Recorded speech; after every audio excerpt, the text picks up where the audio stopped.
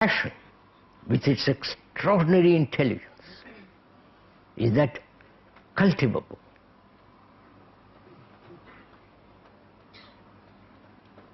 Then, as it is not, you cannot cultivate day by day love, right?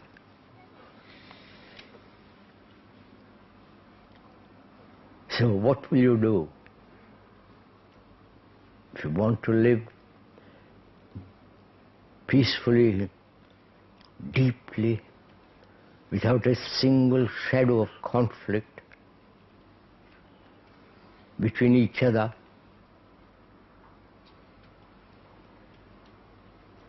what shall we do?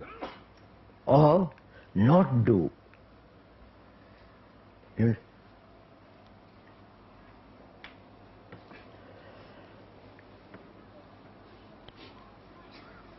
One has to go really very deeply into the question of desire, will and love. We have talked for half an hour. I am not answering the questions. So perhaps we can do this on Saturday and Sunday. Well, we have a lot to talk about.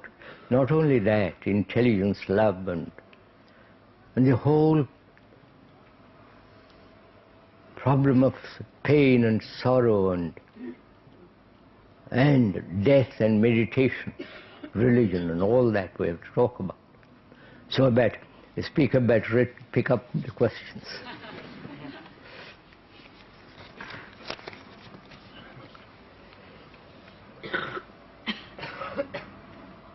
You spoke on Tuesday about goodness, but I'm still not quite clear about whether the quality of goodness or evil is an outside agency or forces existing in the world, or only a projection of our own thinking. You spoke on Tuesday about goodness, but I am still not quite clear about whether the quality of goodness or evil is an outside agency or force existing in the world, or only a projection of our own thinking. Right? The question clear?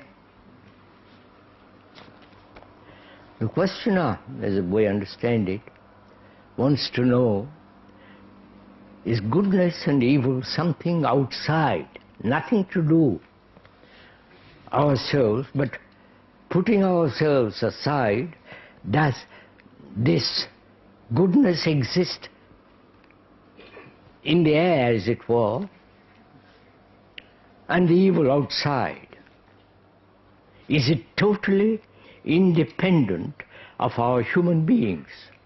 You understand? This is what the questioner is asking, if we understand it rightly.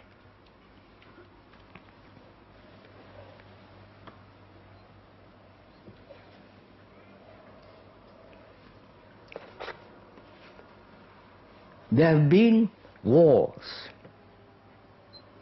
Sorry to talk about wars. There have been wars for thousands upon thousands of years. There have been killing of human beings by the million.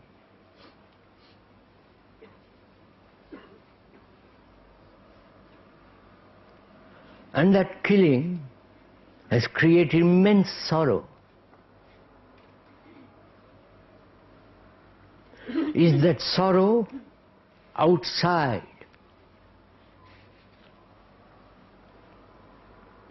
separated from us? We have our own sorrow, our own pain, our own anxiety, our own sense of goodness and badness, or if you like to use the word evil. Apart from that, does evil and goodness exist? Exist. Do you understand? What do you think?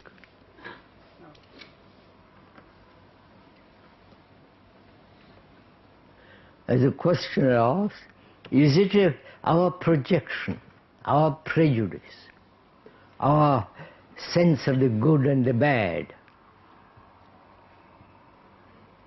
Or is there evil something separate altogether from human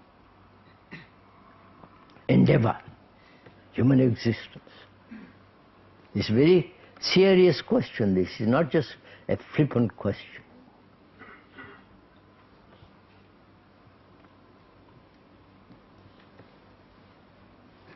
People have talked about goodness for years. Aristotle, I believe, talked about it, Plato. And before Aristotle, Plato, there was the ancient Hindus. And before them, there was somebody else talking about, inquiring. The same thing as we're doing now. The evil that man has created,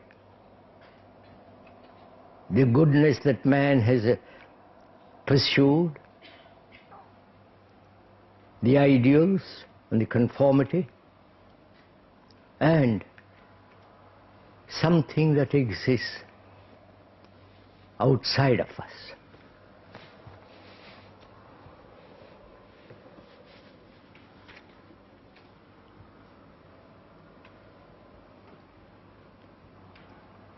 There are people in the world, like the terrorists, like the imperialists, the great conquerors of the world, from Genghis Khan, Napoleon, you know all the rest of it. They wanted power. Power by hoping to unify Europe.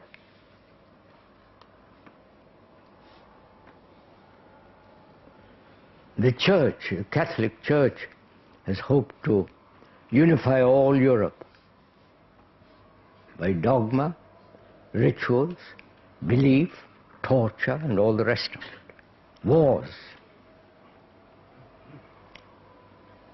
And those exist still, that feeling. Right?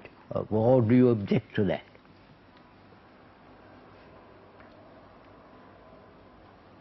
And there have been great many people who pursued goodness.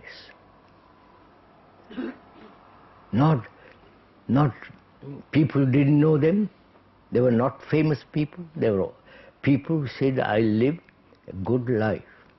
Not the good life of in the modern world with good meals and good drinks and all the rest of it.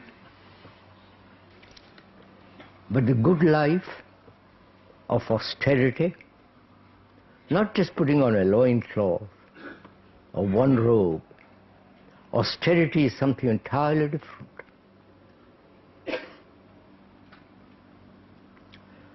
And they have pursued that. And the building of that goodness, though those people have died and gone, must exist. Haven't you found when you enter a house, strange house, the atmosphere of it? No? One can feel there have been quarrels in the house. There have been violence. There have been perpetual conflict in that house. One can feel it. So he's outside. Right? Do you object to that? So there is goodness and that which is called evil or bad exists in the world apart from our own contribution to it.